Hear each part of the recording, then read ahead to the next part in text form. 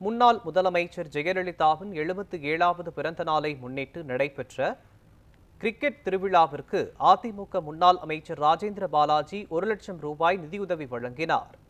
விளையாட்டுப் போட்டியை ஊக்குவிக்கும் வகையில் அதிமுக முன்னாள் அமைச்சரும் விருதுநகர் மேற்கு மாவட்ட செயலாளருமான ராஜேந்திர பாலாஜி விளையாட்டு வீரர்களுக்கு தொடர்ந்து நிதியுதவி அளித்து வருகிறார். இதன் ஒரு பகுதியாக மறைந்த முதலமைச்சர் ஜெயலலிதாவின் 77வது பிறந்த நாளை முன்னிட்டு நடைபெறவுள்ள கிரிக்கெட் போட்டிக்கு 1 லட்சம் ரூபாய் நிதியுதவி வழங்கினார். திருத்தங்களில் உள்ள தனது இல்லத்தில் வைத்து விழா குழுவினரிடம் இந்த நிதியை முன்னாள் அமைச்சர் ராஜேந்திர பாலாஜி வழங்கினார். திருத்தங்களில் ஆழாவூரணி, அண்ணா காலனி, அதிமுக 3வது வட்டக்கழகம் மற்றும் ஃப்ரெண்ட்ஸ் பிரதர்ஸ் கிரிக்கெட் அணி சார்பில் கிரிக்கெட் போட்டி வரும் 30ஆம் தேதி தொடங்க உள்ளது.